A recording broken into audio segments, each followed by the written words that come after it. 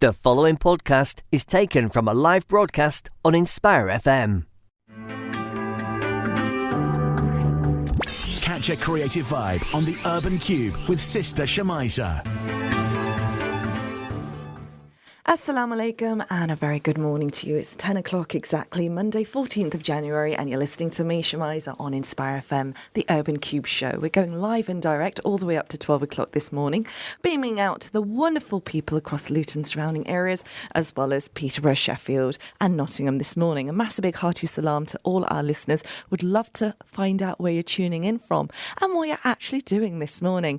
I hope you've had an absolutely awesome weekend. I sure have. I'll be sharing a little bit of my adventures with you very shortly, but I'd love to find out what you've been getting up to now. I'm sure you're in the swing of things. We have come through the holiday, the wonderful festive holiday, back into the world of normality, whatever that means, getting the children back to school and getting back to work and all that stuff.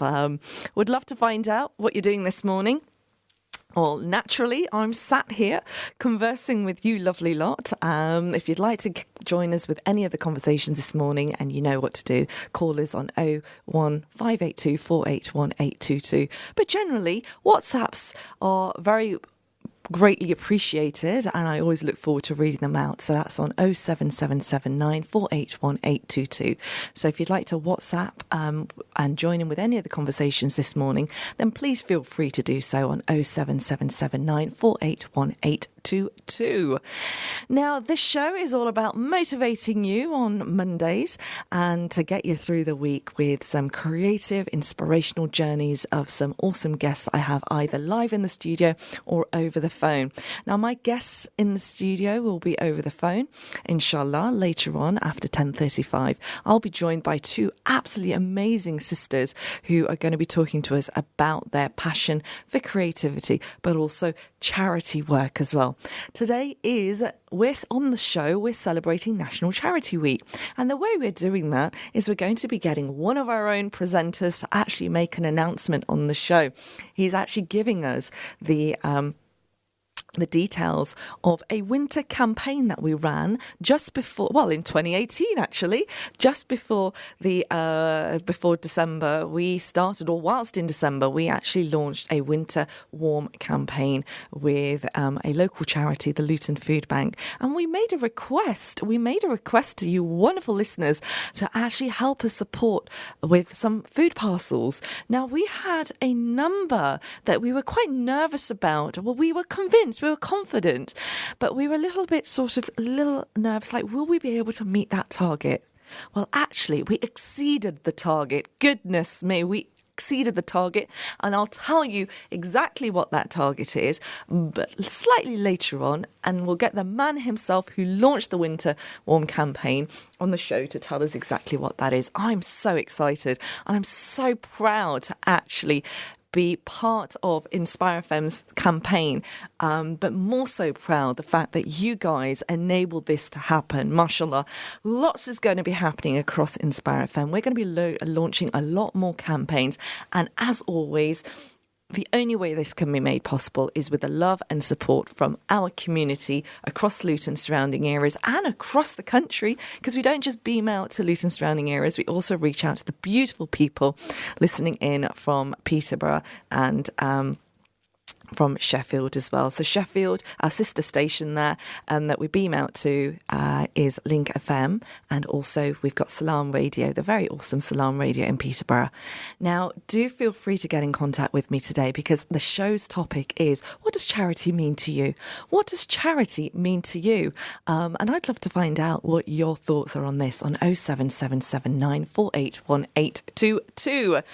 Now, as I've already mentioned, we are marking National Charity Week on Inspire FM, and we're asking you, what does charity mean to you? We're going to be catching up with Brother Tariq from the Rise and Shine Show. You'll all know his voice, and he will be sharing how the Luton community helped raise a staggering amount of money, which we're so proud to announce, and we'll be talking so much more about this with him himself. And this was for the Luton Food Bank. We're also going to be joined by international business consultant Sudaf Choudary, She's a local mother, she's an entrepreneur, and she's somebody very passionate about charity, and she will be talking to us about a campaign and also why she's shining the light on girls' illiteracy in Pakistan. We're also going to be getting some wholesome food guidance with qualified clinical nutritionist and author of Sacred Sunnah Superfoods, which is actually an illustrated guide to Quranic foods, and that's no other than Karimah Bint Dawoud. She'll be joining us after 11 as well to talk to us about this very informative but very creative book, which is using Quranic Sunnah foods, but also enabling you to colour in too. What interesting combination. Now, you get to hear all of it on where? The Urban Kube show, which is beaming live and direct all the way across Luton surrounding areas. We're also on Facebook Live. There is no live footage of what's going on in the studio, but we do have the audio playing. Now, the show is repeated 8 p.m. or today, and we also are on Podbean, and we're accessible on web as well. So there's no way you can get away from not listening to this show. Now, feedback is always welcomed on this show. Remember, folks, this show is about engaging, inspiring, but also getting you guys involved as well. So inshallah. And we're going to be finding out what more is happening on the show this morning with no other than Brother Tariq. Now, Brother Tariq is a voice that you're very familiar with. He's the heart and soul of the Rise and Shine show, which you get to hear every morning from 7 till 9 o'clock. Mashallah. He's always bright and early. I don't know how he actually does it. He's always so super chirpy. But you know, on my show, he just seems his energy level seems to be a little bit flatter. Now, I can understand why. It's because he spends, 2-3 hours in the morning preparing that show, Rise and Shine show. And that's just an awesome show to listen into. I mean, I'm allowed to say it, right? I am part of the team, but I do enjoy listening to his show because he does help me wake up in the morning and keeps me quite informed about what's going on around the community. And one thing that's really apparent about his show is the fact that the way he engages with the community. So, without further ado, Assalamu alaikum, Brother Tariq. Walaikum salam. How are you, Shemiza? I'm very well. I'm even more better with this absolutely fantastic news that I actually saw in the papers, the local press. I saw a lovely feature celebrating not just the wonderful work of the Family Fun Day that was held in Dallow Community Centre a couple of weeks ago, but also in big font, the actual amount of money that was raised. Oh my goodness, for the winter campaign for Luton Food Bank. Tell us more. What was that amount of money? It was, I think the exact amount was 10,500 something. Wow! But it was an amazing amount, and alhamdulillah. And Jazakallah to our dear brother Amr, who actually put that report together from Food Bank and sent it through to the papers. To be honest, I mean, as you know, with every year when we do our winter campaigns, we always exceed our targets and do great work with the support of our listeners. But we rarely kind of get it published in the papers and stuff. But this time, with brother Amr, of course, with the Food Bank, with that background of journalism, he actually put that press release together for us. Alhamdulillah, it was in the papers.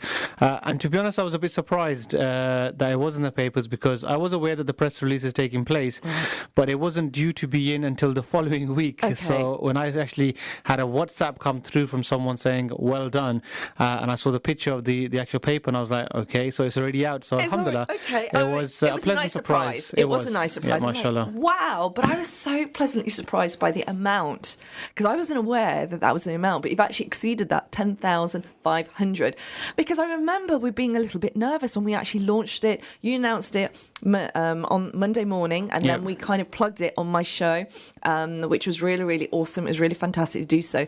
But there was this conversation that we had, like, do you think we'll be able to meet that target? Do you think people have enough money to actually give out? Because times are tough.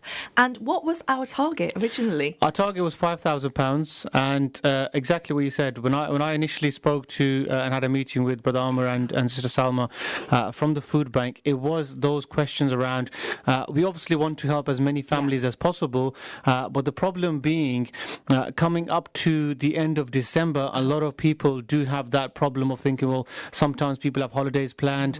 The end of the end of the holiday period, there's always costs of all sorts. So many costs. All the bills seem to pile up. And it's winter, so therefore our electricity bills, our heating bills, water bills are going to be a little bit slightly higher. And warm clothes are not cheap. Exactly. So you've got a new wardrobe as well to kind of finance. Exactly. So there's loads of costs. And again, with taking all those things into consideration, it's always a challenge to ask people for money. And especially because throughout Ramadan, after Ramadan, there's loads of times where we ask the listeners for money. So it was one of those ones. You're always asking, Brother Tariq, what is wrong with you? But the listeners don't stop giving. So Alhamdulillah. You know which is amazing. And to be honest, when we initially started, I was thinking the £5,000 target would be difficult. But I thought we'll make it. And to be honest, I didn't actually feel it much because I had the daily targets of £1,000 per day. And you were relentless. I was actually meeting them during my show. I was so excited hearing about that because alhamdulillah. You launched it in the morning, and then by the time my show started, you're like, oh, we've already exceeded. I'm like, what? That was quick. Exactly. So is it you, Brother Tariq? Is it you? Is it the way you kind of reach out to the community? What is it? I mean, mashallah, every year you've kind of smashed that target. How do you do it? How does it happen? Not at all. It's not me at all, to be honest. Anybody else who would sit on that chair, I hope and I pray that we'll get the same results. Is purely the fact that the Luton community, regardless of what people may say around the world, we are amazing. And alhamdulillah, the Luton community... You need to repeat that again. I didn't hear you. The Luton community is absolutely amazing. And honestly, there's times where you think to yourself, there are so many things out there, so many different charities, so many different projects, and what we actually don't tend to realize unless we actually have these conversations. I will have loads of conversations with loads of businessmen around Luton and say, I actually did a bit of a cheeky one when with this food bank one. We were on just under £9,000, and I spoke to Salma and I said, we're on about 9,000. Do you think we can hit 10? And she was like, I'm not sure, but it doesn't really make a difference because we've done really well. I go, but I really want to hit that 10. I think if you can help another 50 families, that'd be really good if you could do that. So what I did is I created a WhatsApp group with all the different businesses in Luton, and I said, can I get 10 people to basically allocate £100 each so I can get to my target of 10,000. And alhamdulillah, within an hour or two of putting that message together, there was 10 people on that list, and alhamdulillah, we reached that £1,000 to get to our overall target of 10,000. And when I was speaking to these people, what you don't get to sometimes hear about, on air and obviously in various different features, is that each of these businesses have either got their own charities set up where they're helping, or they're regularly helping certain charities. I only found out recently there's a couple of businesses in Luton who are actually, Christ Aid, for example, it's a local charity we work with. They've got a warehouse just off Toddington Road, and there's certain businesses who actually take the expense of running that whole warehouse for the whole year. So there's businesses out there who are constantly doing things, but yet when we knock on that door, and one brother actually said to me on the actual group, and he said, listen, I do so much charity all year round, but because you have asked, I will still give. And it's like, it's literally that feeling. It's in Brother Luton. Tariq, that's what this is all about. Now, Brother Tariq, it is International Charity Week. We are celebrating it. I thought International Charity Week happened a couple of weeks ago, but it seems to have come round again. Have I got this correct? Is it national or is it international? It's National Charity Awareness Week. So it's the wording slightly different. So it's Charity Awareness Week rather than Charity Week itself. Okay. The actual Charity Week you're referring to, the one that was initially, I think our dear brother Bilal, who actually initiated it through Islamic Relief. That takes place around about, I think, mid-October, end of October. But again, this is actually a National Charity Awareness Week, and more to do with awareness around charity and charitable projects and getting involved with charity. And again, this is why, to be honest, it goes nicely hand in hand with the Inspire from Winter campaign and the awareness of that. And there's loads of different charity projects going on. I actually had a message coming in in the morning show this morning about empowering education. It's a local organisation who actually is opening its doors every Thursday evenings for the homeless to come and have a hot drink. So alhamdulillah, this is a beautiful initiative initiative. I actually had another brother, Gio's Pizza in Dunstable Place. He turned around and said, if there's any homeless people out there, more than welcome to come in and have a bite to eat. So all these various little small charity incentives are always happening, alhamdulillah, and there's loads of people out there doing so much. And one thing that we can do as a radio station is promote that. That's what we're all about, promoting this awareness locally and nationally, and it's lovely to actually get responses from our listeners, and especially we've just had one lovely message. Assalamu alaikum, Shemiza and Brother Tariq, listening to your show from my office in High Wycombe. Well done to Brother Tariq and Inspire FM team for raising money for Food Bank. And that's from Brother Adnan in Luton, who travels to High Wycombe, I believe, to work. So thank you so very much, Brother Adnan. I hope you're having a fantastic day, and thank you for taking your time out to contact us this morning. So yeah, thank you to all the listeners. Goodness me, it is about raising awareness, and that's what our role is, to make sure that we engage and inspire our listeners to not just give, but also be part of something. Yeah, and definitely. There's a family feeling, isn't it? Yeah, definitely. And that's what the whole objective is to keep that relationship building, and we come together as communities, as a family. Now, it is raising awareness for charity, and the question I'm asking our listeners this morning is, what does charity mean to you, and how can we further raise awareness of charitable acts?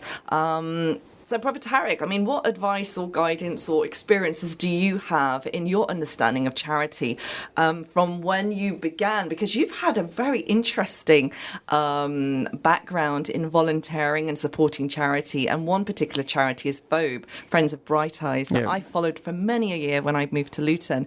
And I've noticed that a lot of our youngsters who are now, mashallah, have grown, because I've watched them grow. It seems to be a wonderful grounding place for them to develop those skills and mindset and become a lot more mindful. Definitely. And I've noticed that with a lot of our brothers and sisters who've done exceptionally well in the future, in their professional lives, they've all actually come from volunteering at FOBE.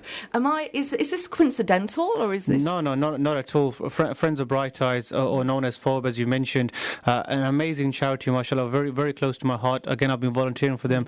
I think it was 2004 or 2005 when I started initially, so it's a long time ago, and alhamdulillah, it was by chance. I was actually volunteered by someone to actually step in for a couple of weeks while he was on holiday, and I didn't look back, to be honest. And to be honest, Friends of Bright Eyes is a charity, obviously, in Luton. All the charities, one thing I will definitely say from my own personal experience, and of course I'm sure many people will probably agree with this, there are so many skills that you will actually pick up as an individual when you go to these charities, because every charity has a way of doing things, and again, you will pick up the various different skill sets, to organizing events, to people management skills, and all sorts of skills when working with charities. And one thing that a lot of people sometimes kind of have, the image they have in their mind when they think of charity is that I need to donate money, and that's not necessarily always the case.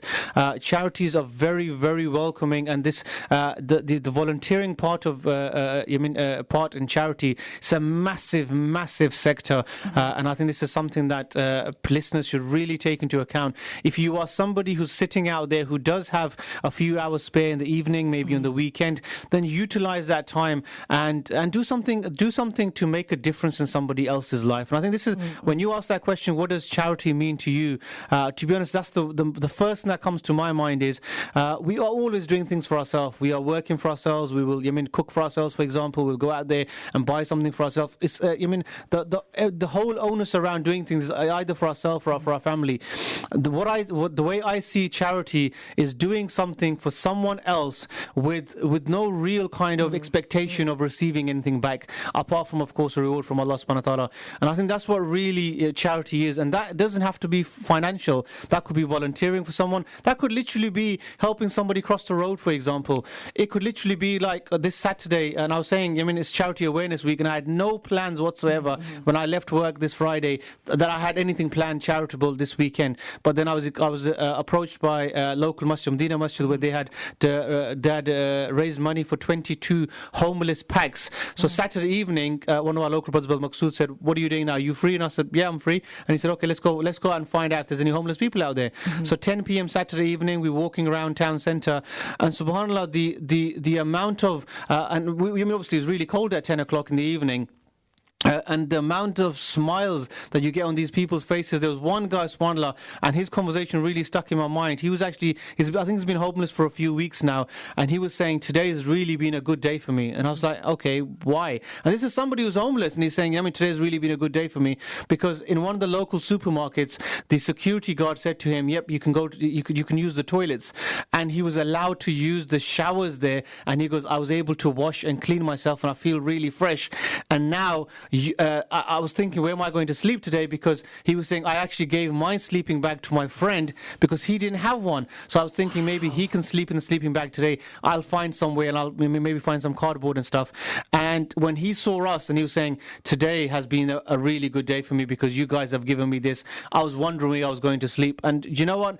It's a real eye-opener for me, to be honest, thinking. That's humbling. Exactly. So to be honest, it's a real eye-opener for me, knowing the fact that we will have something to eat at lunchtime or whenever we want, snacking all the time. And the worst thing is, our biggest concern is, I need to watch the calories that I'm eating. How am I going to take this weight off? Do you sometimes think that it's like people's main concern nowadays is like, oh my gosh, the battery life on our mobile phone, the battery is about to run out? Exactly. It's to be honest, you're right. It's laughable, the kind of concerns that we have in this life. But when you see people like that out there, and it really puts things into perspective, because you're not talking about Yemen, or you're not talking about Gaza or Africa, somewhere where people are living like this. And I'm sure there's people struggling all over the world, and they've got there's many people who need a lot of help. But at your doorstep, this is outside the mall. You're talking about people who, even right now, I'm sure there's people who might already have gone to town and maybe listening to us on the way back, maybe people on the way to town. These are people at our doorstep who are sleeping rough because they don't have anywhere to go. It was a very very heartbreaking sight to see the number of mattresses that are actually placed in doorways across the town in sort of derelict spaces, and that those mattresses are actually getting soaked in the rain, and they're being infested, of course, by the debris, and they're amongst the clutter, and then people are actually having to sleep on that, and that mattress is the only comfort, really, and that's actually worth its weight in gold for many people. Yeah, definitely. Your story was extremely humbling, the fact that you're there assuming that it's just going to be a bit of warm food, that's all we can offer, but he gave you a story. Exactly. He kind of changed your perspective slightly, which is extraordinary. But the fact that this man, the simple things in his life, he takes each second as a blessing, and to give up his sleeping bag to somebody else. I mean, how more grateful and how more beautiful can that be? Do you know what happened to that gentleman? Is there any other support that he was given after? Or does it make it very hard for somebody like yourself when you come across experiences like this? To be honest, when we were actually speaking to them, we were trying to have a bit of a conversation with them, maybe give them a few minutes. To be honest, literally walking around that town, we were there for a couple of hours on Saturday evening, and trying to see if we can help them in any way. A few of them, their situations were where they had family issues. A couple of, I think that this particular gentleman, he said he had actually broken up with his wife, and he due to that eventuality, he goes, I was going from sofa to sofa, from friends to family, and eventually ended up on the streets a couple of weeks ago. So again, each individual's situation is different, but I think what really kind of made me think and made me smile, to be honest, was the fact that how they look out for each other. And I think it's that kind of sense where there was one particular a group of people, there's actually 4 or 5 just outside the actual town hall itself. I've never noticed this, but the town hall, just above the steps, there's like a curved wall on both sides, and it's a really nice kind of, no, I wouldn't say really nice, but it's a kind of a hidden away kind of spot where for homeless, for them, it was like this is an ideal spot because you're protected by the wind. And there was like 2 in each corner, and there was, when we gave the pack, the lady that was there, she was literally calling out saying, can you to the various different homeless guys, because when they're walking around, you can't tell whether they're homeless or not. Obviously, it was only the people that were on the floor, lying down, or sitting on cardboard boxes and stuff. And they were calling each other saying, "Oh, make sure he gets the bag. Make sure he gets the bag." Right. Making sure that nobody misses out. And I think that was really nice to see. There was another, I think it was a Russian gentleman who was saying yesterday, a friend of mine, he's actually got a house, a shared accommodation, and he allowed me to sleep on his sofa. But at the moment, he's really struggling because he's got a young one. He's got 2 young kids and his wife, and they're really struggling because there's no milk in the house, nothing. So we went over to the shop, bought him some milk, tea bags, some sugar and stuff, and he was so grateful. And all he could say was, "My friend's going to be so happy." And it was so beautiful to be able to put smiles on these people, on people in our town, on their faces. And you mentioned smile. You've mentioned this word a number of times, and even the gentleman that you met earlier on, the story that you're telling us, smile. I mean, smiling is a form of charity. It's considered sunnah, and the fact that you're just giving that can actually uplift somebody's emotions, because we don't know what people are going through. Exactly. And just kindness of words is an act of charity, and I think we need to be a lot more kinder in the way we approach and have give a few smiles away. If you're walking about after or out and about today, smile. I think that's one thing I'd like to say. Yeah, most definitely. Communicating with people, connecting with people, or just an absolute stranger, just smile at them. I think it does make a difference. We're heading off to the break, folks. Just want to say we are going to be still carrying on with the conversation around charity. It's Charity Awareness Week, and asking you, what does charity mean to you and how to raise awareness? We're going off to a break. So join me straight after this. Assalamu alaikum. Assalamu alaikum. This is Atif Nawaz, and you're listening to an Inspire FM podcast. Catch a creative vibe on the Urban Kube with Sister Shemiza. Good morning, and assalamu alaikum. How are you this morning? I'm having a wonderful start to this wonderful Monday morning, and more so because I'm in your company. So thank you for joining me, for tuning in to Inspire FM's The Urban Kube show, which is positively inspiring the communities this morning with our discussion around charity, because it is National Charity Awareness Week, and we've had the absolute pleasure of listening to Brother Tariq this morning, sharing with us the grand figure of £10,000. Yes, £10,000 has been raised with the Winter Warm campaign. And that has been all down to you beautiful, generous people who have been listening into the show and helping support us with this absolutely wonderful campaign to making sure that the local people of Luton do not go hungry across the winter via the Luton Food Bank, mashallah. So thank you so very much for doing that. The question I'm asking all our listeners this morning, be that Luton surrounding areas, Peterborough or Sheffield or Nottingham, is, what does charity mean to you? And how can you make more people charitable? Because it is Charity Awareness Week. That's what we're aiming to do, to kind of make more people charitable. But what does it mean to you? Now, on today's show, I'm going to be joined by 2 tremendous sisters who are using their positive energy, their light, their passion and commitment to faith to raise more awareness of giving to others. And one sister who is tremendous in doing so. She's used her creative passion, her energy, and her love for the Almighty in the core of all her work, is no other than the absolutely delightful, the very, very delightful, delightful voice as well. It's a voice and a face that you may recognise because she has been a guest on the show in the past. And she is joining me this morning all the way from London, mashallah, over the phone to talk to us about wholesome food guidance. Yes, wholesome food guidance. Something I think we all need. I hope you'd agree with that, because it's a new year, new start, good mental well-being, good nutritional diet. But if you can make it sunnah, that's even better. And she is a qualified clinical nutritionist, and she's the author of a very exciting and very inspiring book. I'm really, really quite intrigued to find out more. It's called Sacred Sunnah Superfoods, and it's an illustrated guide to Quranic foods. Wow! That just sounds so remarkably unique. I'm sure you are eager to find out more. It is no other than the very awesome Karimah Bint Dawoud. Assalamu alaikum, sister. Walaikum salam wa rahmatullahi wa barakatuh. Jazakallah khair. You're a real Toastmaster. MC Shemiza, mashallah. Thank you for that. That's woken me up. But this is what this show's about, Sister Karimah. You're somebody that's remarkable in the work that you do. With, you used nutrition and taken it to the next level. You've actually used nutrition and turned it into a colouring book. You've added elements of Islam in there as well, and you've juggled it all together. And now you're launching this beautiful book because you're not. This is not the first book that you've been an author of. We're going to talk. No, my other book is Heavenly Bites, the best of Muslim home cooking, and that's an eclectic book of food from different Muslim countries: Bengali, Pakistani biryani, and it's Moroccan food. It's published by Kube, but this second book, I decided to publish it myself.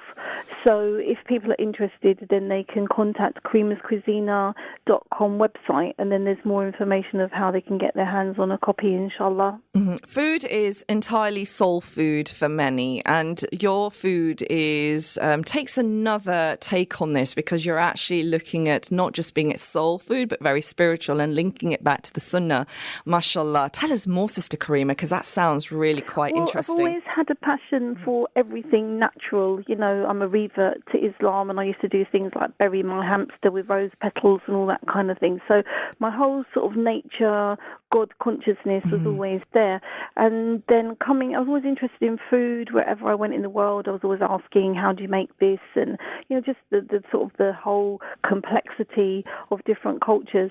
And then along the way, after the first book, I thought, what should I do? Should I train to be a chef or should I train to be a nutritionist? And I thought, we've got too many chefs already. And I could see by the grace of Allah that the problems of obesity and heart disease were really getting big, even like 10 years ago. SubhanAllah, Allah says in the Quran, I gave you eyes for seeing, ears for hearing, heart for feeling, and what little thanks do you give? And when you start thanking Allah every day for these things, then Allah increases your perception. So my vision to be able to notice what was going on as a trend at least 10 years ago inspired me to study clinical nutrition. And then from the beginning of being a Muslim, I was given a book, the prophetic medicine book 18 years ago, and I was like, oh wow, because I was a Rasta before, so Rastas are always should be into natural medicine, clean eating. Sorry? Clean eating. Clean eating, yeah, clean eating. But it's kind of with what I'm doing, yeah, definitely clean eating. And whole foods are Quranic foods. So the whole sort of media thing around whole foods started really being big about 5 years ago, I'd say 7 years ago.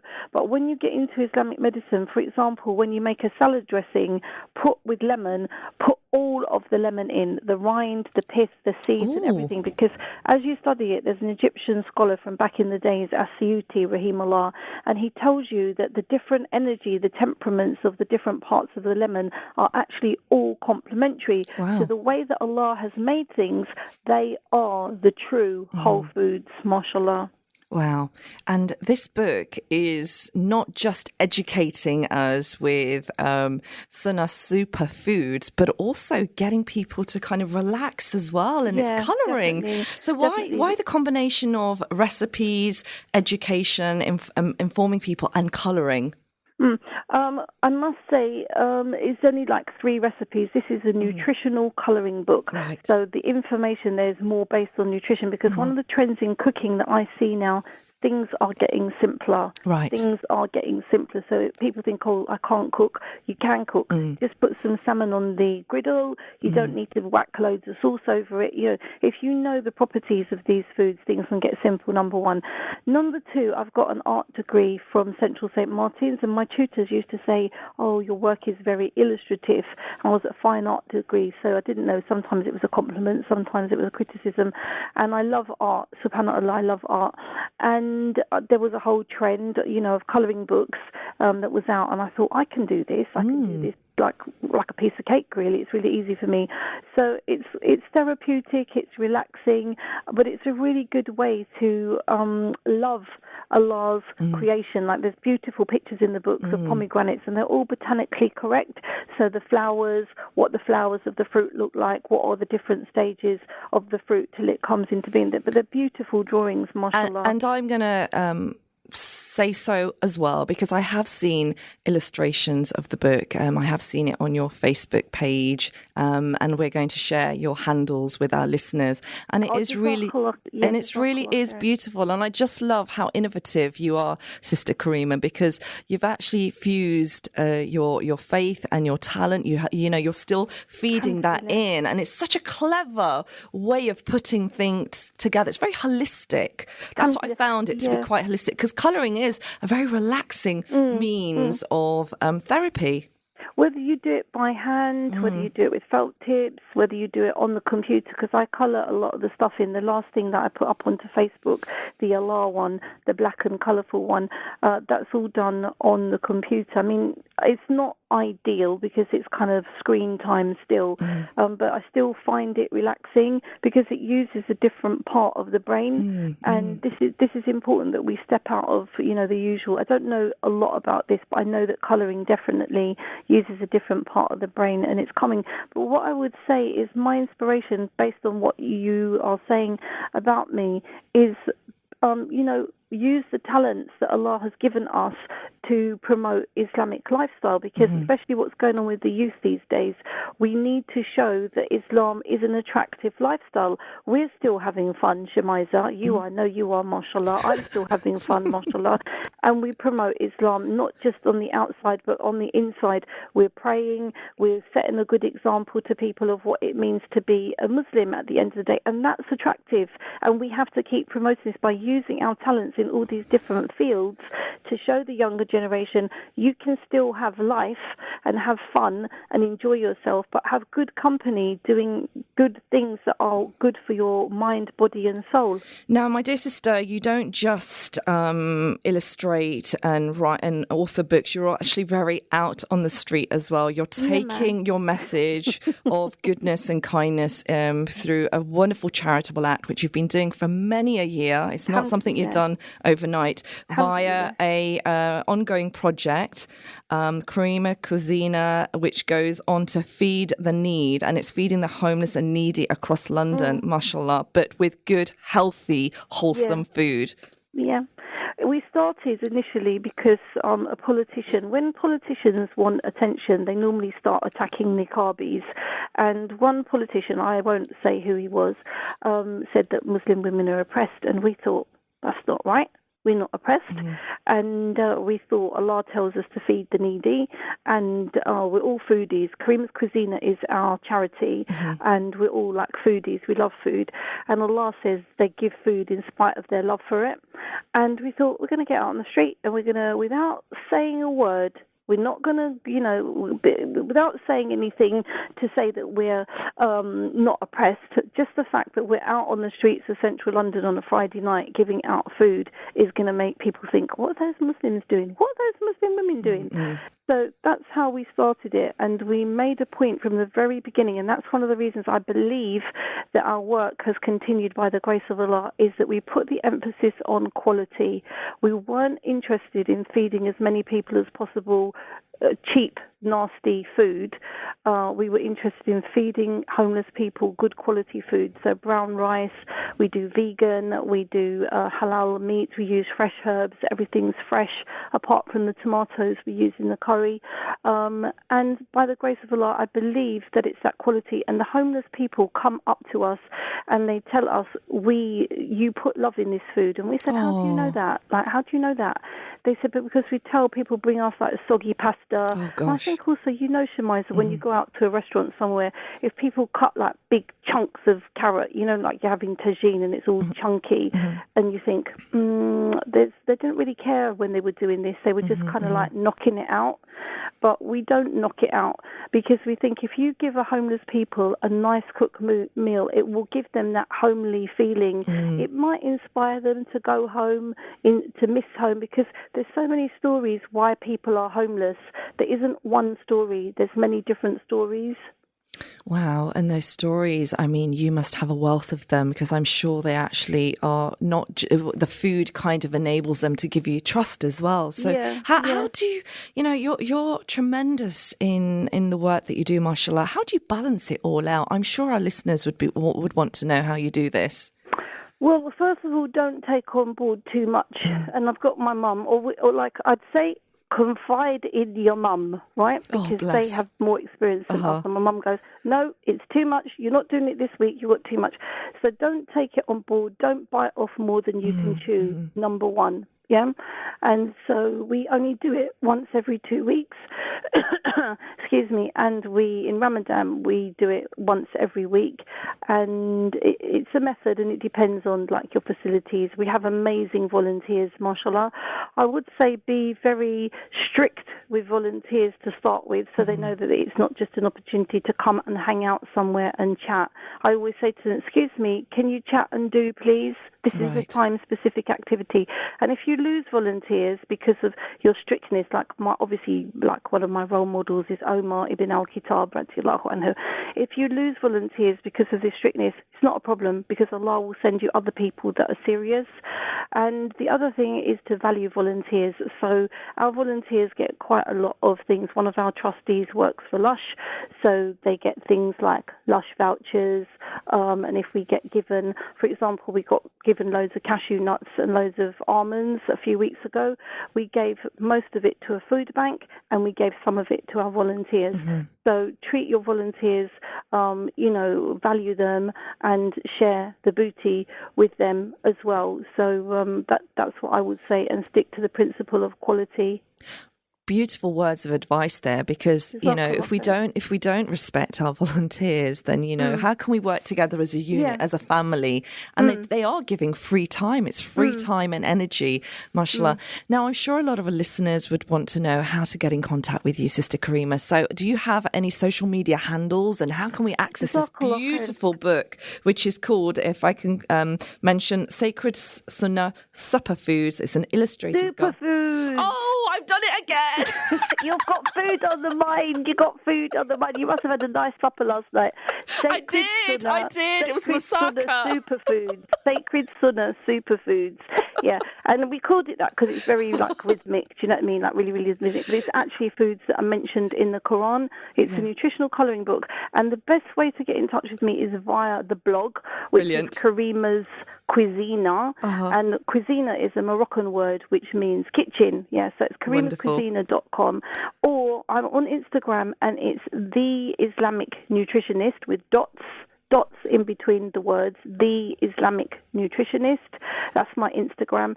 And Facebook is Karimah Bint Dawoud. But I think the easiest thing is if you put Karimah's Cuisina, you can search, and then you can find, and Karimah has got an H at the end of Karimah. Fantastic. You're so good at plugging yourself here, because I'm going bright red. Why? Because that mistake I made, it made me giggle, but it's quite funny. You know what I think? Like Tony Robbins, he says, get your elevator speech in check. And you know what I'm like? I'm very direct anyway. So succinct is like my middle name, isn't it? So it's like dig, dig, dig, dig, bang, bang, bang. And that's how you have to be. Yeah, totally. Yeah. Supper, sacred superfoods. Got it right. Do you know, because I'm a dyslexic, so when I write things I have to slow down, and what I did here is when I did get rid of the double P. That's what it is. So Sacred Sunnah Superfoods, people. Yeah, superfoods. And if you don't know that by now, goodness me. Because things like, for example, the bananas mentioned in the Quran, and what we have done as Muslims, especially these young girls, they've taken what is sacred and made it mundane, and they've taken things that are mundane, like macaroons, and idolized them. Like they always Instagramming about these coffee shops they've visited, and macaroons and cakes. But these things are really bad for you. They contain sugar, they contain flour, they contain fats, and it won't hit these girls until maybe 20 years' time. But if they keep on going like this, it's a one way to go to get diabetes. And the things that are sacred, like cucumber, the health properties of cucumber are amazing, and they're just finding out more and more now. Like with banana, you can eat the peel. I didn't even know that myself till recently. You can actually put the peel of a banana in the smoothie, and the health benefits of these things that Allah has mentioned in the Quran are amazing and will do you so much more good than a macaroon.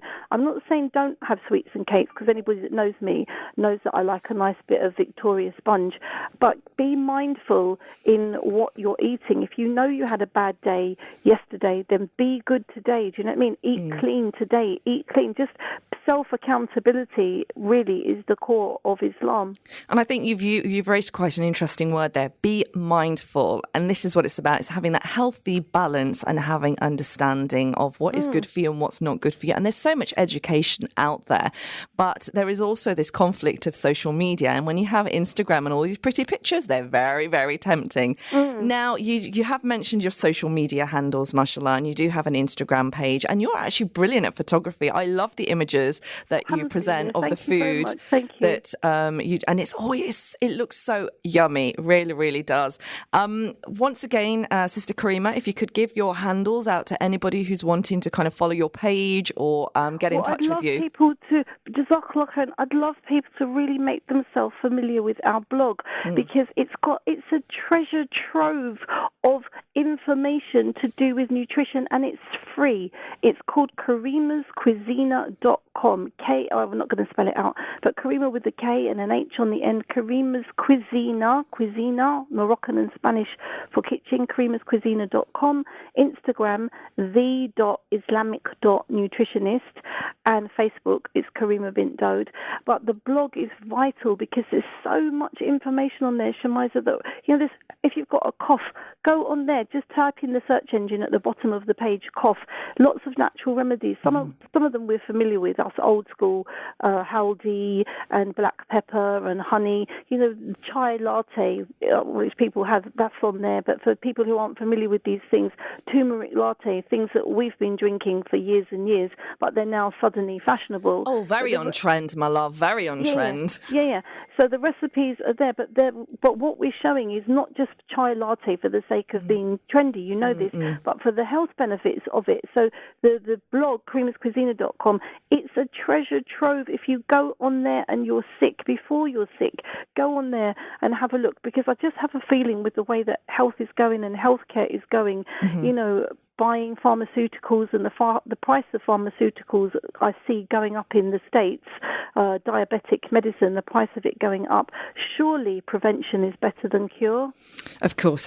And you are a qualified clinical nutritionist. Yep, you have got training in this, and I do need to make a point of that. Listeners who've just tuned into the show. Folks, if you've just tuned into the show, this is the Urban Kube with me, Shemiza Rashid, taking you all the way up to 12 o'clock, and I have the absolute pleasure of being joined by the wonderful, wonderful Karimah Bint Dawoud, who is talking to us about her passion for food, not just any food, but Sunnah food. She is an artist who's trained at St. Martin's College, and somebody who has had a very intriguing and fascinating career in high-end fashion as well, for those of you who weren't aware of that, with some of the leading haute couture brands. I was a makeup artist for Gucci, mashallah. Yeah, extraordinary. So I just love how, you've actually explored so many different areas of creativity. And what would be your most favourite, Sister Karimah? What is it that you've really embraced the most? In creativity, I would have to say cooking, really, food. I love the way that, my grandma is Indian and she's from Mauritius. She's passed away, Rahimullah, and she gave me confidence from a very young age with spices, and some of us take this for granted, but due to our cultural background, like Asian background, particularly Indian, the history of thousands and thousands of years of spices, and being able to use those spices for taste and for health, and to be able to combine spices for health as well as taste. SubhanAllah, I'm really blessed to be able to do that. So that's my thing. And my favorite thing is when I make something, or when the girls help me to make something, that people go, oh, they love that. That's my pleasure when people love what I cook. That's my absolute pleasure. Or someone that's did one of the recipes and they write back to me and they said, oh, we made that food from your book, Heavenly Bites, and it turned out really good. That's really a joy. Oh, mashallah. So you're very simple at heart, aren't you? Just the fact that people appreciate your work, and that says so much about you.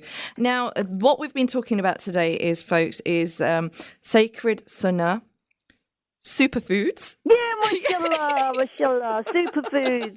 Not supper foods, superfoods. Superfoods. And you can eat them for supper, but they are super. Totally. An illustrated guide to Quranic foods by Karimah Bint Dawoud. She is on the phone with me right now, talking about this wonderful book, which is not just about nutrition, but it's also an opportunity to educate you and inform you about Quranic. Shemiza, sorry to cut you. Shall we sort of kind of say a bit more about how people could set up their own kind of feeding the homeless project? Of course. That is totally awesome. We've got about 2 minutes, so if you could do it in 2 minutes, that'd be wonderful. Find a hostel. Even if there's a hostel up your road, just go there and say to them, we're a group of sisters, and make sure you do your calls before you go in. Do your calls before you go in. Go to them, and they all have different regulations. So some will go, oh, we need health and hygiene, and some of them won't. And you can do health and hygiene online now for like £15. Oh, wow. Okay. Virtualcollege.com, yeah. And just go to a hostel and just say, we'd like to cook some food for your residents. And it's as simple as that. Wow. Insulate your food, buy some pizza bags, keep the food nice and warm, and make dua, pray Salatul Istikhara every time, and Allah will do the rest.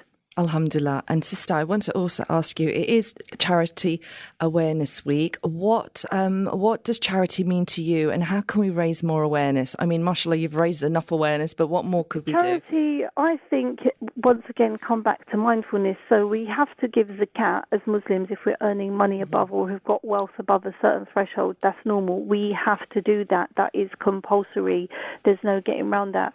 But the sadaqah throughout the year, obviously things like smiling even at other sisters when you're going past. I sort of smile at sisters and say Assalamu alaikum to them, and they ignore me, and I know that the angels respond to me, but I think, why did you look at me and then I said Assalamu alaikum to you and then you looked away from me? So we need to, give salams to people and be mindful you're not losing anything, you're actually gaining, and you might meet a new friend that way. And I also think that sadaqah purifies your wealth, so giving money is a way of, I always say charity is the best investment. It's the best investment in this life and the next, because Allah will give you 770 or 700 times back what you gave. You are not losing by giving money or time, because Allah will give it back to you in this life and the next. Thank you so much, Sister Karimah, for joining us this morning. There's such beautiful words. It's my pleasure. Take care, my dear. We should do a double act Inshallah, we will. And I'll get the words correct this time. Take care, my darling. That is the wonderful Sister Karimah, and we are now heading off to a break, inshallah, and we'll be joined by another fantastic sister talking about charity straight after this. Assalamu alaikum. Are you an avid bookworm? Or maybe you love books but just struggle to find the time to read? Then you need to tune into the Book Club Show on Inspire FM with Sister Imrana, where we'll be discussing a fab selection of books with special studio guests. Join us every Tuesday morning from 10 till 11 to inspire imagination and rekindle your love for reading. Don't forget the Book Club Show every Tuesday morning 10 till 11 on your very own Inspire 105.1 FM. Catch a creative vibe on the Urban Kube with Sister Shemiza. Assalamu alaikum and a very good morning to you. It's 11 o'clock, Monday 14th of January, and you're listening to me, Shemiza, taking it all the way up to 12 o'clock. On where else? It's obviously the Urban Kube, right? Inspire FM, and we are repeating the show at 8 p.m. this evening. We are inviting you to tell us this morning on what charity means to you, because it is National Charity Awareness Week.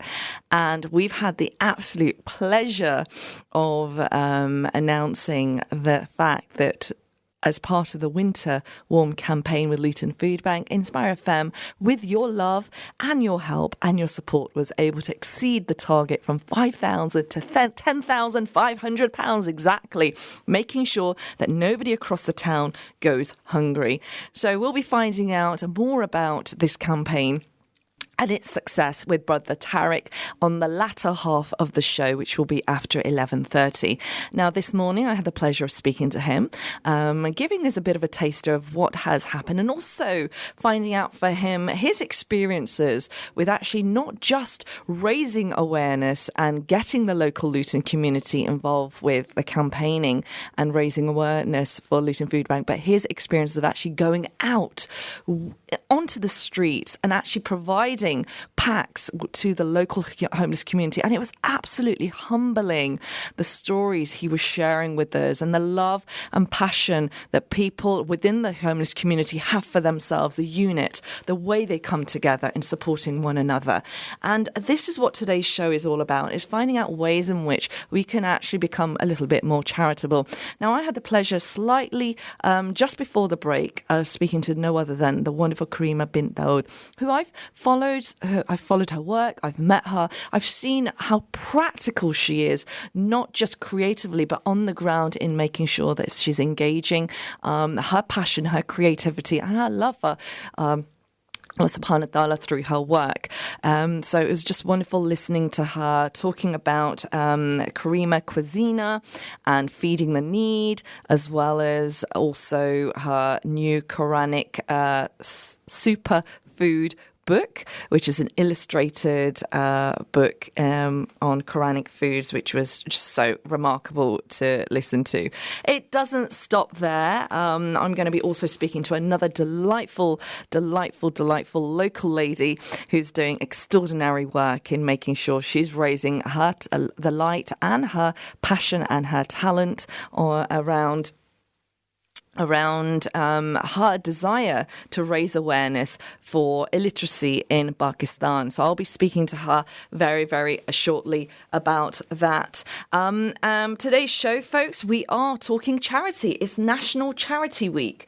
And we're talking about raising awareness and how, what does charity mean to you? How can we raise more awareness around charity? That is the question that we're asking our listeners this morning.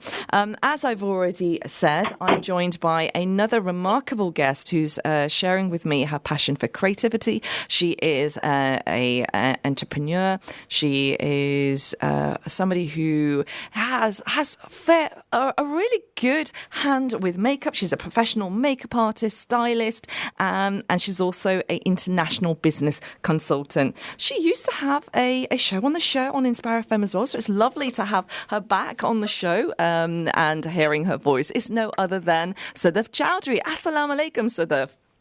Walaikum salam. How are you? I'm very well. Thank you so very much for joining us this morning. I know that the duty of motherhood is calling because your little boy's not well, but thank you so very much for taking the time to call. How is Sammy this morning? He's not too good, sadly, but he's holding it down, should we say? Oh gosh! Oh, bless! No, let it all out, child. Let it all out. I know. I'm literally like I don't know which way to go at the moment, but he's asleep at the moment. So we've had some kava, and I've been trying to get all those dirty remedies out for him, basically. That sounds perfect because we just had Karimah on the show just before the break, talking about her illustrated guide to Quranic foods, and it was like super sunnah foods as well. And gava is, I don't know how sunnah that is, but gava is an old remedy, isn't it? Something that we're all we just go back to it, always. It is.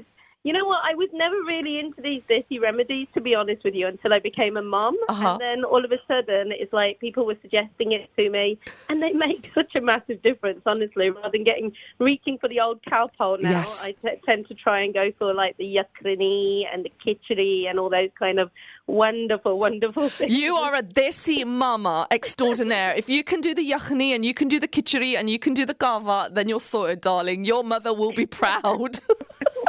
Because that's so old school, isn't it? I'll let her know that, Mum, I went for the kitchery, and she'll be well impressed.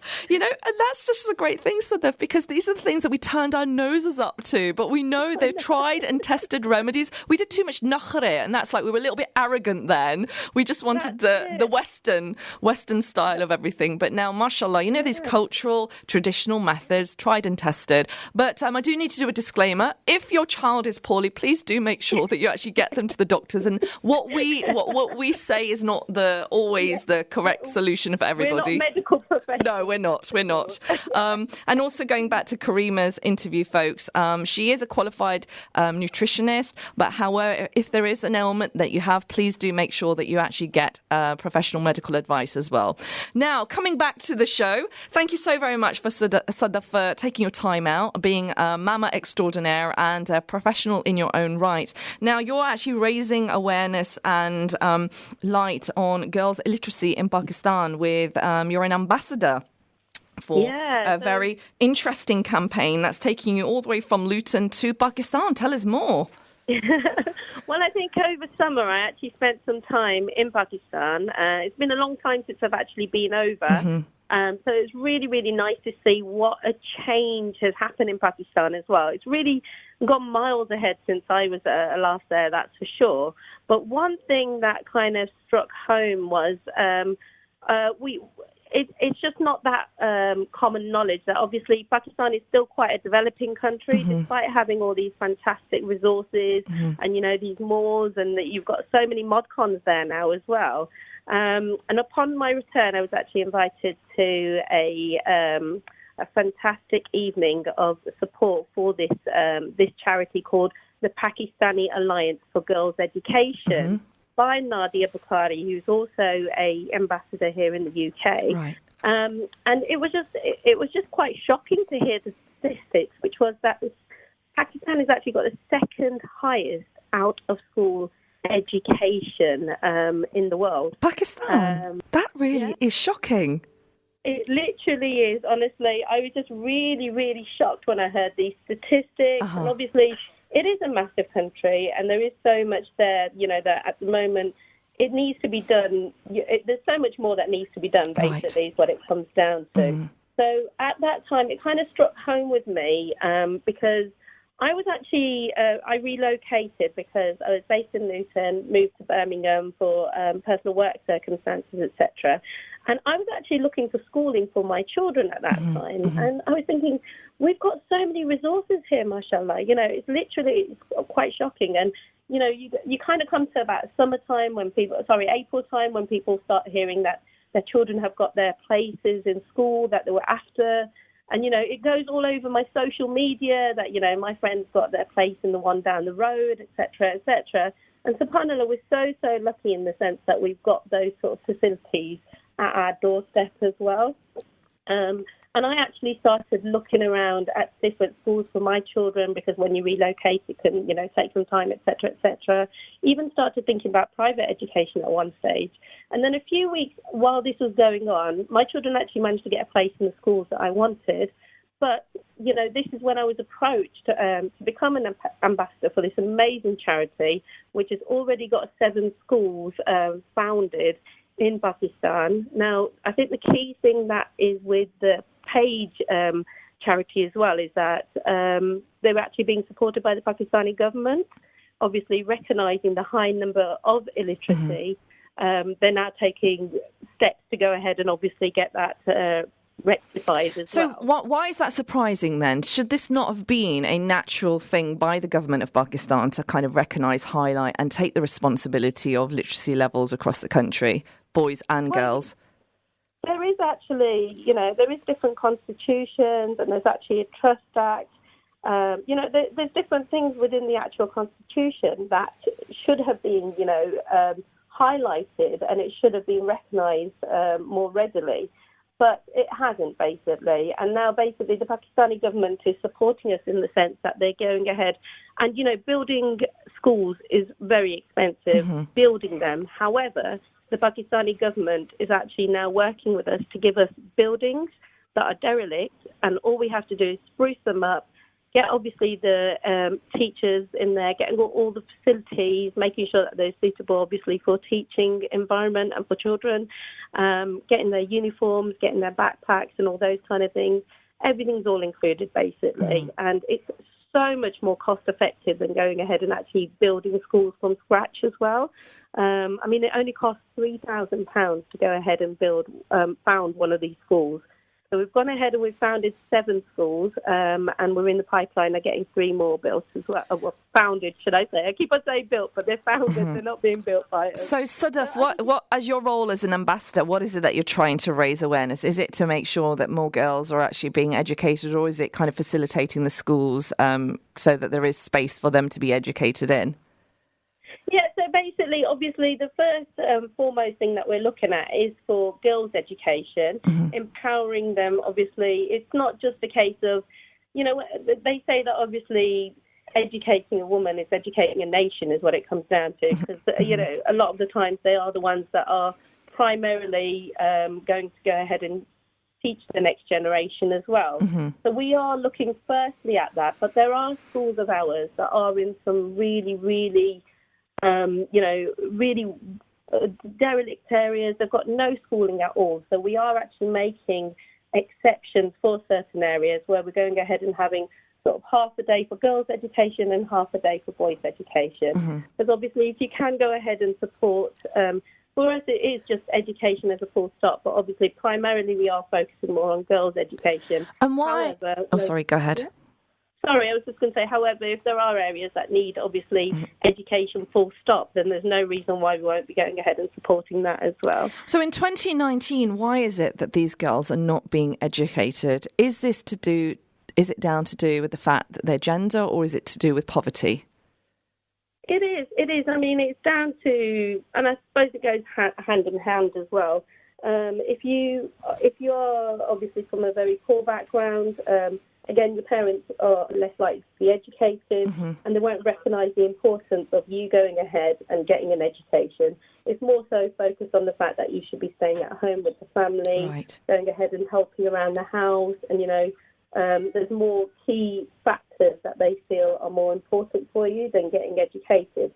So this is one of the reasons that obviously, in the UK, we don't sort of realise the sort of struggles that are still going back in Pakistan. And it is obviously going ahead and educating that. There was there's been so many strong women that come through from Pakistan. We've seen so many tremendous, women in the army, women in fighter jets, women pilots from Pakistan, leaders of the high-tech industry, directors, photographers, artists and theatre practitioners and doctors. The list is endless. But what really astounded me, Sudaf, and I don't know whether you're aware of this, is the fact the number of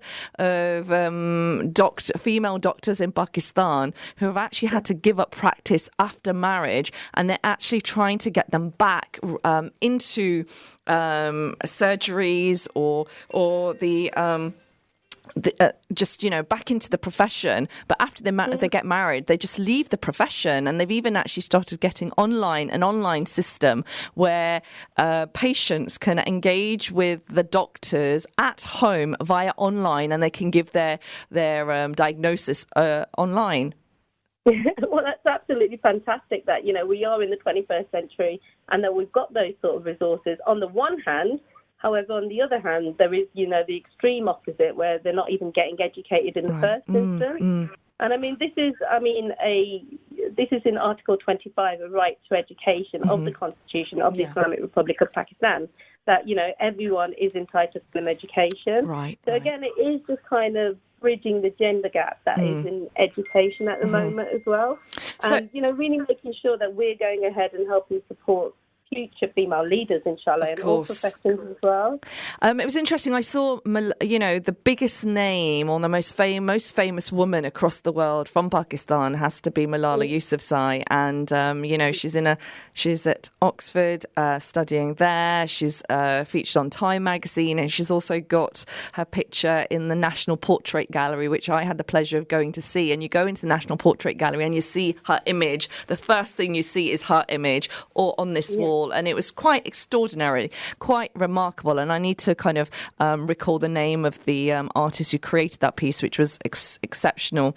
So we have this great figure who is trying to drive the education of girls in Pakistan and Afghanistan, but and she has turned things around, but clearly it's not enough. No, I mean, there is so much more that we can do. And I think one of the key things is obviously, and I know that you guys were speaking about charity today, and it is getting the funds over to go ahead and support these different organisations that are going ahead and doing this as well. Again, that's what it comes down to as well, is the fact that they are the poorest areas, and there is still that kind of divide there as well, where either you're very rich or you're very poor as well. Yes, unfortunately. So, yeah, exactly. And I mean, obviously, I heard the amazing work that Brother Tariq's been doing. So, Assalamu alaikum, Brother Tariq. Inshallah, we'll be popping over to see everyone as well. But again, there's work that I think there's a very, very large Pakistani community, obviously, in the UK. Yes. And it is great to, they say charity begins at home, which is locally, but obviously a lot of us still have roots, and we have a lot of family members still over in Pakistan itself as well. So what are the plans then, Sudaf? What is it that you're doing? I understand that you have a page gala happening with some celebrities that are going to be endorsing it and coming by. Tell us more. Yeah, so basically, myself and Nadia Bukhari, we will be hosting 2 charity galas here in the UK. So one will be in Kensington on the 2nd of March in the evening, and one will be in Birmingham at the Botanical Gardens on the 3rd of March. Oh, pretty. Yeah, so we've got some absolutely amazing sponsors. People have really got behind the cause because they're very passionate about it. And we'll be having our global ambassador, who's Amina Sheikh, who is a Pakistani film actress in many, many dramas. She was actually Oscar nominated for her movie Cake. So she's very well known within the sort of Pakistani entertainment circuit, and also we'll be having the fantastic comedian Atif Nawaz, who'll be coming along, making us laugh, inshallah. I know every time I've seen him, he's always put a smile on my face. You see, he doesn't have to say anything. He just needs to stand there and we're all in giggles. He has that presence, mashallah, Atif does. Indeed. How important is it, Sudaf, to have somebody like Amina Sheikh supporting this event? Oh, it's massively important, because at the end of the day, the thing that I love about Amina is that she's really behind the cause. You can tell she's really passionate about it. She's actually started a book club. If you look at her Instagram feed, there's so many things on there about education. Wonderful. So it's like, sometimes it is just, obviously you have a representative. So, here and there they'll say something about it. But with her, you can see it's really something that she's passionate about, because it's all over her Instagram. She's been over to see the schools. She's really, really supporting it. And obviously, I mean, in this day and age, if you have got a fantastic social media sort of presence as well, it is really, really imperative for our work. Of course. I mean, she's an influencer, and if it's an influencer, then it's somebody that can actually really make a difference. And if somebody who's quite passionate about the subject, that really, really does show. And I think being a strong, powerful, influential Pakistani woman to inspire, motivate and educate education and drive it just makes sense. It makes utter sense. Now, as a mother, Sudaf, and as a mother of 2 children, you have the most adorable cutie pies. And we need to send lots of love and dua, and may Allah grant him shifa. And the lovely little Sami, who's at home now, a bit poorly. As a mother of children, in particular, mother of a daughter, has this really changed your view on how important and how valuable it is to educate our daughters? Definitely. I mean, it's just, I think often when you sort of see, because we get a photo sent to us all the time in our WhatsApp groups, on our page, on Facebook, it's literally, you can see, your own children within these children. And then I think it really resonates. And obviously, particularly because just literally a few months ago, I was in a position where my children didn't even have a school. I think it really and it goes to show how, obviously, within the Asian community particularly, we're very, very passionate about education. We make sure that our children, we get them the best of what we can go ahead and, if we can afford it, if we can go ahead and, we go and move to catchment areas and things like that to go ahead and make sure that we get the crazy journeys parents have to get that postcode right for a school is just been, my goodness, and the anticipation, and it just does feel like graduation day when they actually get that place. Alhamdulillah. You've had a very interesting academic journey as well, haven't you, Sudaf? You are very creative. You've done extraordinarily well in your professional makeup career as a stylist. You've also worked in modest fashion as well. Worked at some of the leading fashion events as a makeup artist there. But you didn't start off with a career with makeup. It was actually a little bit more academic. Tell us more.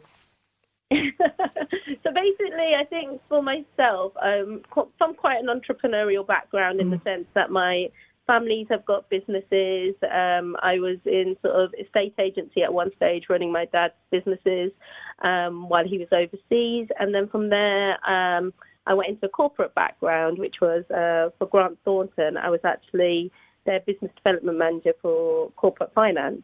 So that's kind of where my whole business development background came from. And then I started networking more. I found a network called the Emerald Network through work, basically, because one of my colleagues there, Rufal Ali, the very... Is it 15 years now of the Emerald Network? Exactly. This year is their 15th year as well, which is absolutely amazing as well, that they've come so far as Mashallah. Well, because I was actually there for their 5th anniversary. Wow. And then when Rufal, I saw him just recently mention that this year is going to be his 15th anniversary for the network. I was like, subhanAllah, that's amazing. Wow. So, it's just amazing how through networking, through meeting different people that, different opportunities can come to you as well. And you are the queen of networking, if I have to say so myself. I don't know about the queen, but I think it's just, a case of literally... It's surprising, you can just speak to someone and 10 doors can open is what it comes down to. And I think it is just that key.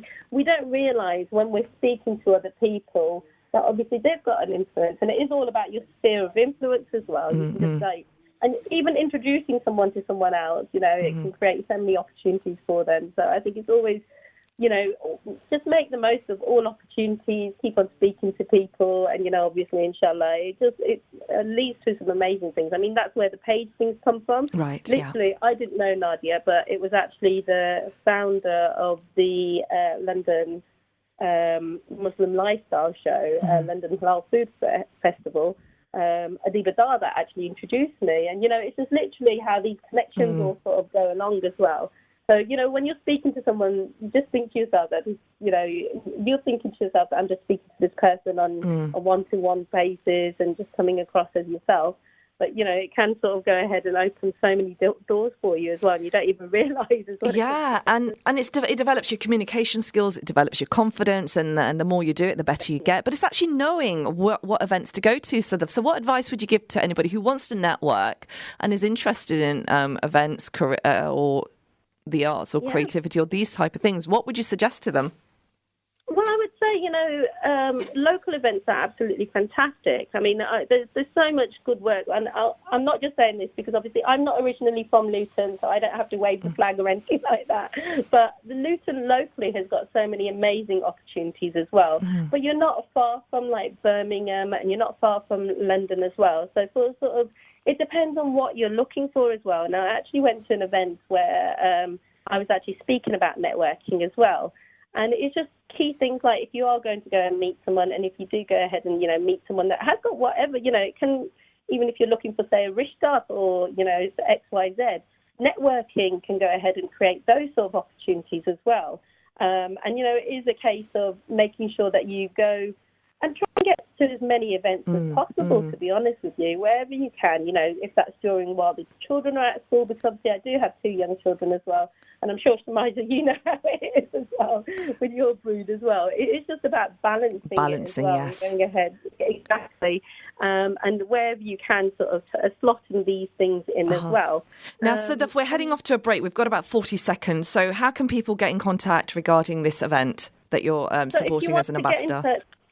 If it's for Kensington or Birmingham, you can contact me on 07568 577 431. That's 07568 577 431. You can add me on Facebook, which is SUDAF Choudary, CHOUDHRY, or you can contact Nadia Bukhari, NADIABUKHARI. Thank you very much, my darling. And we are now heading off to a break, and will be joining me. I'll be speaking to Tariq straight after this. Assalamu alaikum. Be good to yourself by being good to others. Be inspiring. Inspire FM 105.1.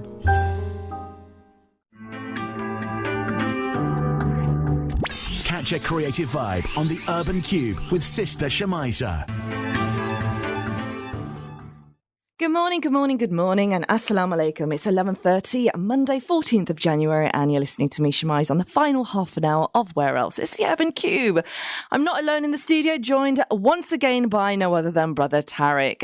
Today is Charity Awareness Week, and one thing we love on Inspire FM is making sure that we drive charity to the next level, and it cannot happen by ourselves. It can only happen with the love and support and the passion and conviction you give to us as contributors and listeners to the show. Now, alhamdulillah, Inspire FM is all about positively inspiring the community. And goodness me, we surely have done that by not just positively inspiring the community, but also making that change and that difference. And the way Inspire FM have been able to do that is how, Brother Tariq? Tell us. What do we do? You so need to be trained for this job. Okie doke. Okay. Earlier on, I was speaking to Brother Tariq about the wonderful donation given to us by the local community of Luton, making sure that no family goes hungry across the winter period and beyond, alhamdulillah, of course. Via the Luton Food Bank. A campaign was launched. How many weeks ago was it, Brother Tariq? It was literally, I would say now, today's the 14th, so maybe about 4 weeks ago. About 4 weeks ago. So it was a week before the holidays. Wow. A week before the holidays.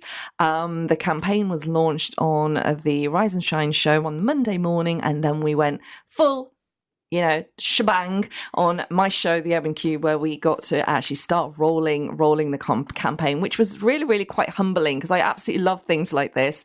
And to be able to kind of, announce it on the show was tremendous. Not knowing that the target was 5,000 and only finding out this week that you've exceeded it. You exceeded it by another 5,000 plus a £500 on top of that. Wow. Now, I'm sure our listeners across Luton, surrounding areas, Peterborough and Sheffield this morning would like to know exactly how is that money supporting the community of Luton? That's going to make a massive difference to many families in Luton. And to be honest, I think this is something you may have discussed on your show previously. I know I have on the Rise and Shine show, is about the feeling when holidays are approaching. And generally with us, for example, we will have that sense of thinking, and again, I know many children out there will be asking their parents that question often when it's approaching holidays. What are we going to be doing in the holidays? And the question is more referring to holidays. Are we going to go out somewhere? Are we going to go on a holiday? Are we going to leave the country? Are we going to go to our relatives' houses? All sorts of various different things. And we plan, try to make the most of the time that we have with our children. Where are we going to be going? What are we going to be seeing? And all sorts of things. And I was really, really touched upon an article which I saw on Facebook a while ago, and that was around the fact that there's so many families out there who actually are waiting for the holidays to finish because they are in a position where they're literally suffering in the holidays purely because the children are not able to make use of the free school lunch meals if they get educate them. And also the fact that if children are at home, they don't have the money to do any activities and they're bored, then naturally you get hungry and they will want to eat. And if you don't have enough money for the food, then you're literally going to be struggling in those 2 weeks. And I know in that particular article, it was actually a young child who was actually saying on the first day of holidays, what am I looking forward to? I'm looking forward for the holidays to finish so I can go back to school and I can do something. And that is a really sad state, to be honest. And I guess this is what we're doing through Food Bank to make sure that there's no families out there who are having those problems. Alhamdulillah, and it's wonderful that there is an initiative like this being set up by the Luton Food Bank, because I'm just wondering, if Luton Food Bank wasn't there, what would have been the alternative? To be honest, there wouldn't be. We actually had an interview with one of the Luton Food Bank users on the first day of when we actually launched the campaign. And we asked this exact question to the user saying, if Luton Food Bank was not around, what would you have done? And she simply said, I would have gone hungry because I have no other options at all. I had nowhere to go. I had no food to eat. And if Luton Food Bank at that point wasn't there, I would simply go hungry, and that is the simple reality for so many people.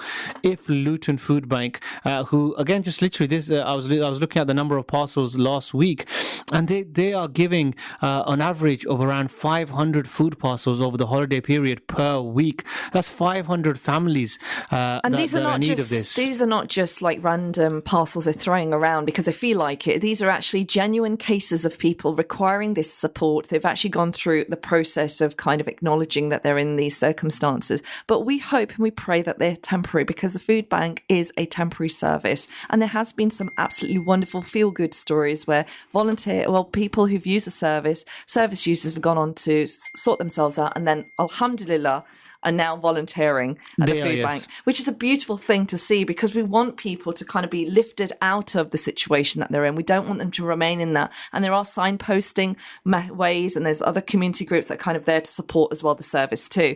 Now, on today's show, folks, we are talking about National Charity Week. It's National, not Charity Week. Let me get that correct. We are talking about charity. We're talking about awareness. We're trying to raise awareness of the value and importance of charity and how to get more involved and more engaged. Now, I've given an absolutely awesome example of what Inspire FM have done with the support and love from you guys by helping us raise over £10,000 for the Luton Food Bank.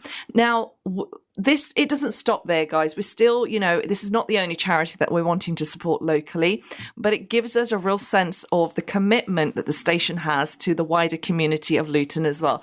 Brother Tariq, I was having a conversation with you prior to coming on to the show, and I think you've got some new ideas of kind of raising awareness and broadening this support as well for charities across the town. Stop looking at your phone and start talking. I was trying to find the latest figures. I know that the Luton Food Bank had actually posted some figures. I was trying to look at that, but I can't find them at the moment. I think they've gone at the bottom of the stream somewhere.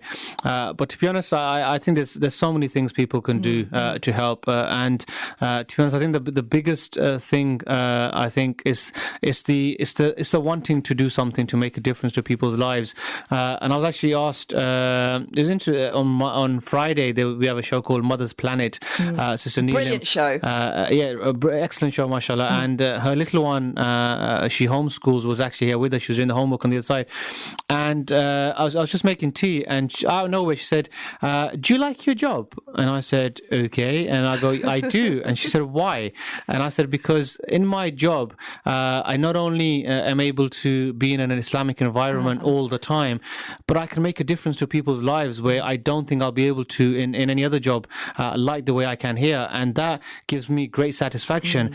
And to be honest, I was thinking about it afterwards. She carried on work. She goes, okay, and she's like, okay, carry on doing what she was doing. And simple questions like that, sometimes she probably just all fine. He likes his job. He likes his job. End of.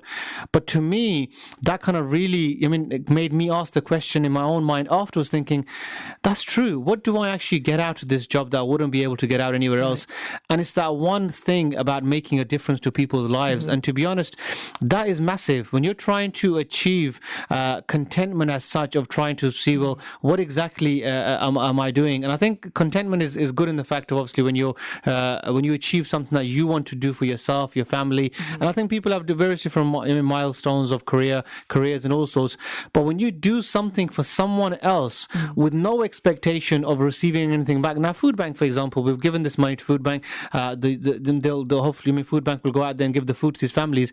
They, apart from the prayers of these families, which again sometimes are the biggest things, but there's nothing else physically coming back to us as Inspire FM or myself as an individual or even the listeners. But it's the fact that we have made a difference to someone's life, and we're able to do that. And I think that's amazing.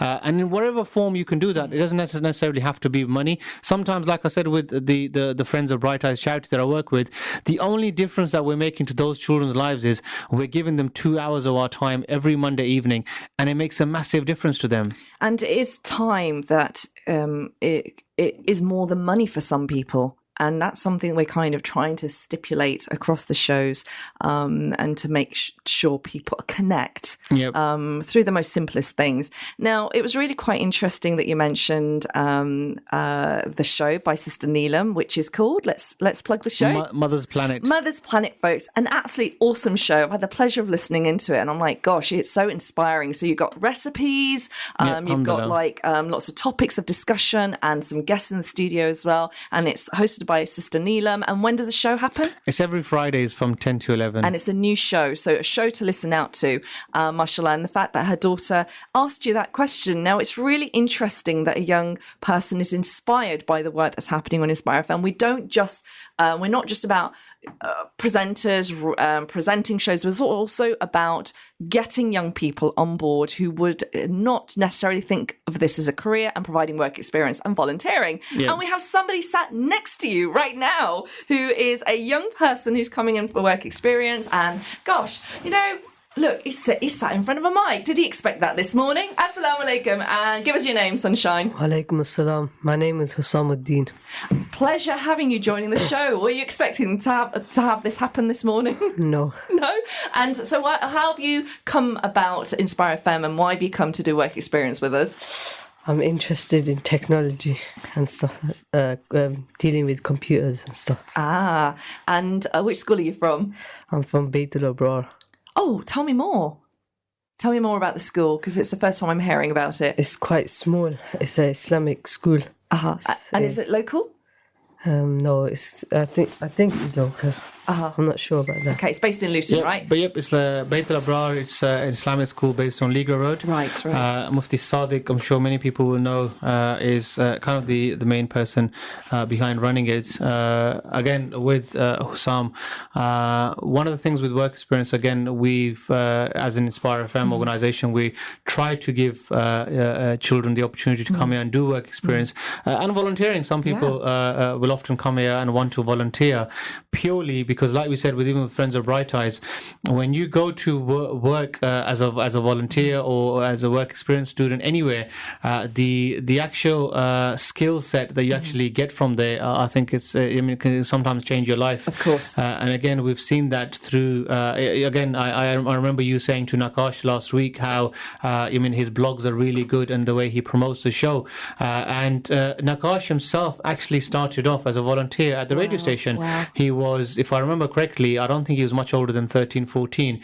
And him and his sister would come and do a live show. Now, Nakash is a prime example. I'm sure he's probably listening out there at the moment. He's a prime example of somebody who probably very similar to how Hussam is feeling at the moment, probably very scared and nervous, thinking, well, what's the next question going to be and what am I going to say? Nakash, even at the moment, if you try to have a conversation with him off air, he's very reserved, keeps himself to himself. You're not going to get that conversation out of him. But you put a mic in front of him. Wow. I remember once, which really took me by surprise, to be honest, and kind of like took my light away, thinking, hang on a minute, what are you doing? I remember in 2017, Ramadan 2017, we had Amir Khan come in. There was a charity dinner he was doing in Venue Central, and prior to him going to there, we asked him to come in to do an interview. And I was all set, I had the questions ready, and I was like, this is what I'm going to ask him, this is what I'm going to do. And Nakash was here on the Saturday, and I said to Nakash, he actually said to me, do you mind if I interview him? And I said, if you want. And he interviewed him. And I just sat there and I thought, you know what?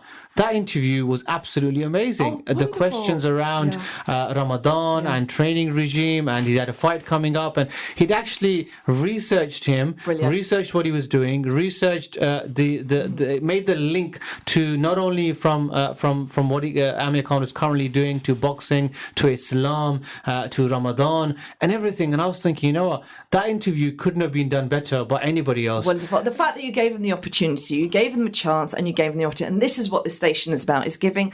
We're not trained professionals. We learn on the job. Yeah, definitely. And this is what it's all about. It's about giving back. And I think because there's an element of like, a bit of rawness, it kind of keeps it quite wholesome as well. Yeah, definitely. So if you are somebody that would like the opportunity to kind of host your own show, then I'm sure you can get in contact with Brother Tariq. We've had some great shows emerging. We've just talked about Mother's Planet by Sister Neelam, a show on Friday. Another absolutely fantastic show is the Book Club show, Sister Imrana, Tuesday mornings. Don't miss that out, and a lot more as well. So this is a place, if you've got a show, an idea, and you're passionate and committed, then we'd love to hear from you. Now, Osama, you weren't expecting to be sat in front of the mic, but that's the way we roll on the Urban Kube, and thank you for trusting me to kind of come and sit in front of the mic as well. So I hope you enjoy the time with us. It'll be a week you'll be with us doing work experience, so inshallah, and hopefully you might be running your own show. You never know. It's the opportunities. Try them out, see what can come from them, and that's what we are all about on the show. Now, the show is celebrating National Charity Week, and Sister Sudaf Choudary, she was a guest on the show just before the break, talking about a campaign, an organisation called Page, which is all about promoting the literacy levels of girls in Pakistan. Now, Sudaf basically has just sent me. We weren't able to finish the interview fully, but I wanted to ask her what charity awareness meant to her. And charity to her is giving, whether that is your time, money, or energy, mashallah. And I totally agree with that, or actions as well. Totally agree with that. It doesn't necessarily have to be monetary. It could be actions, and it could be your time as well. Alhamdulillah. So time is something that we have a lot of, but sometimes we don't know how to manage effectively. And Brother Tariq, I sometimes wonder, how do you manage your time? Because you do this full time, and you also do a lot of community work, and you do a lot of charity as well. So how do you manage your time? To be honest, it's about getting yourself into a routine of doing things, and sometimes you're in a situation where sometimes the people who do nothing seem to think that they're the busiest, when in fact there's so much we can do with our times. And to be honest, the other thing is, it's all about the fact that when you are doing good work, there's barakah in your time, and you can get a lot more done. Whereas sometimes you can sit in front of TV, for example, or sit playing games and stuff for hours on end, and there's no barakah on your time, and days and weeks, and the whole holidays could go past, and you haven't actually done anything beneficial. Whereas if you get yourself into a routine, so for example, now my week, for example, Monday to Friday, is very laid out for me, even before I wake up on a Monday morning, where obviously I've got the breakfast show, I've got the whole work throughout the day, and then every evening I've got some sort of a commitment or other to get to or to do. And again, I kind of keep myself busy. Like on the weekend, for example, there was no pre-planned activities, but Saturday evening I ended up in town hall with UKIM giving out the packs to the homeless, and yesterday evening I ended up at the Crisis Aid warehouse emptying a van. Wow. But again, it's just about making yourself available when the opportunities are there, and like you've said, from an Inspire Fun perspective, again, some people just a thought of being a presenter on a show is kind of scary. That doesn't necessarily mean you can't volunteer with Inspire FM. There's loads and loads of other opportunities outside of air. Sometimes there's so many people that help in the background who you'll never get to hear of. We've got an amazing team in the back who sometimes never gets a mention. Majority of people, when they think Inspire FM, they'll think of myself, but we've got an amazing assistant manager, mashallah, brother Amirul, may Allah bless him, who's there again in the background doing loads of work. Nakash, again, very rarely getting mentioned. Before he used to have his own show, but now all the media and marketing for the last few few months. It's all him. Our directors, for example, we've got Brother Zafar, Brother Zaid, Brother Faz, Brother Rashid, Atif. There's loads of people who are in the background doing loads of work to make this happen. And without them, we couldn't be where we're at. Exactly. And it's just over 20 years now, mashallah. 22 years this January. 22 years, gosh. I couldn't even get the 2 out. Because I was like, wow, really? 22 years. Inspire FM has been reaching out to the hearts and minds of not just local listeners, but national and international. Yep. We're also on Spotify and iTunes as well. Podbean, repeats, web, app. There is no way you can get away from us. But it's not just about our sounds, the way we sound. It's also about the message. And the message, inshallah, will always remain positively inspiring the community and making a difference. And not just within, our local community, but nationally as well. Now, Brother Tariq, I've got you here for a reason. It's Charity Awareness Week. Inspire FM is the heart and soul of the station. Charity makes a massive big difference. And is there any campaigns we need to be made aware of? Is there anything that, is going on around our communities we need to kind of get involved with? To be honest, at the moment, I can't think of anything directly. But again, what I would really suggest everybody do out there is to be more involved with the community. Don't isolate yourself from the community. Don't. I think it's very easy to sometimes get bogged down with your Monday to Friday 9-to-5 job. And I've got a number of brothers who actually like that, where they'll be leaving home at 7 o'clock in the morning, not getting back till 7 o'clock in the evening. So it's difficult for them to kind of even find out what's happening on a day-to-day basis. But be part of various different WhatsApp groups, be part of various different social media groups on Facebook, on Instagram, Snapchat, for example. Constantly check the Inspire FM events page. There's always events going on there. Currently, at the moment, I know I mentioned it this morning, Christ Aid, for example, are very keen on sending a 4th container to Yemen. Every container that they send costs £3,000. They've got the aid to send to Yemen, but they don't have the £3,000 finances to actually facilitate that. So again, you can finance towards that. You can help them raise the £3,000 in trying to send the container. If you're not in a position to help with the aid, more than likely, inshallah, the money will be given by others who can do that. And within a week, maybe 2 weeks, there will be a container going out to Yemen. When you find out about that information, again, you can WhatsApp the Inspire from WhatsApp number. You can call us and we can give you the details.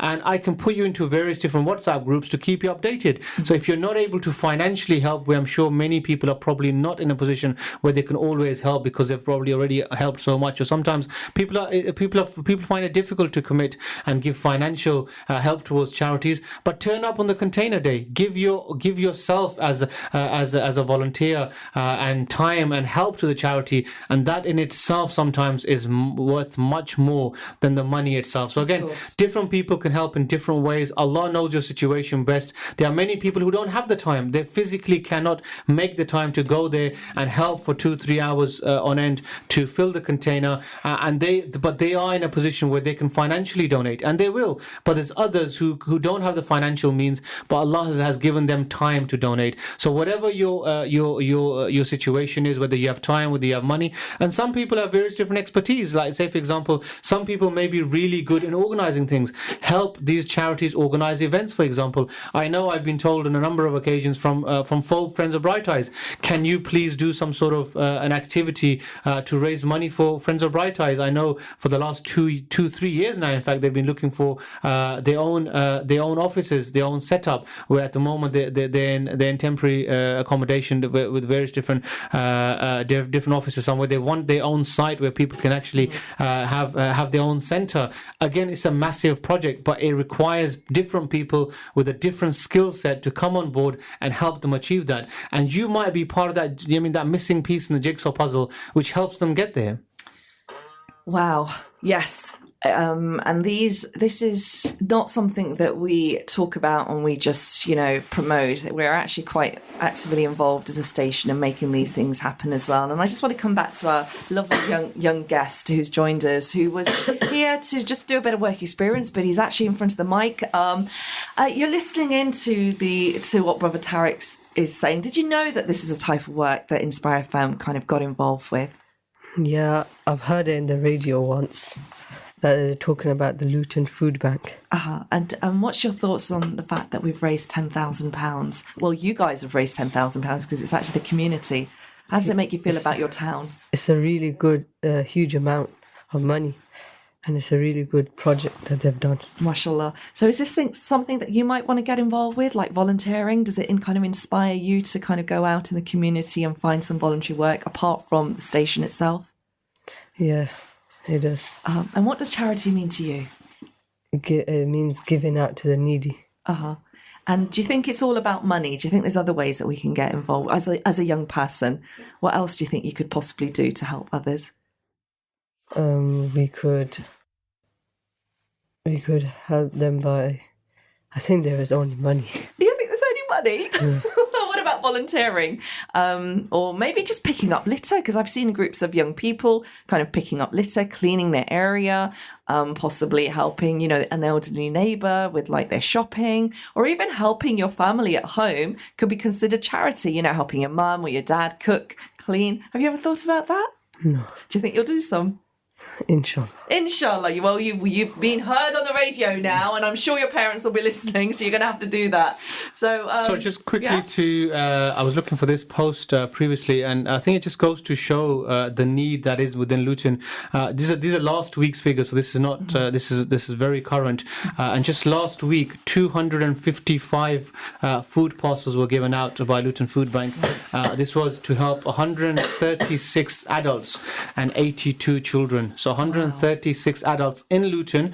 This is not, again, out of town, out of the country. This is in Luton. 136 adults and 82 children were helped just last week. Wow. And I'm so glad that we are taking this in consideration, and we're actually not just going out and actively be involved, but actually taking it quite personally. It seems to be this is like a personal thing now that we need to make sure that we kind of help solve and resolve. And there's been lots of statistics where I'm seeing a lot of children now being noted as like rummaging in bins for food, which is not what we want to hear or see.